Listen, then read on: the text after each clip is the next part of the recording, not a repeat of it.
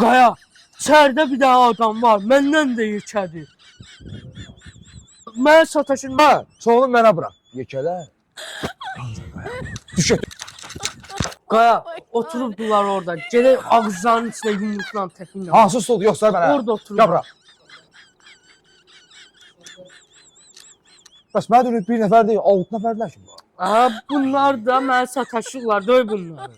Bu məsələ sən bunlarla ancaqdan. Qardaşlıq edirik. Necəsin? Amma burada bu cür nə xincal seti var. Diyan da. Diyan da. Diyan da. Mən dur ayağa, mən səni yeməyə gətirmişəm. Dur ayağa. Sən gülmür təmizliğini oynama. Yeməyə gətirmişəm. Diyan da. Əzizlərim, Həzəsonovda 009 restoranda ürəyi istəyən çay setləri, yemək setləri, buna bax. nə bilim, qəlyan setləri, hər biri, yəni nə istəsəniz endirimlə də.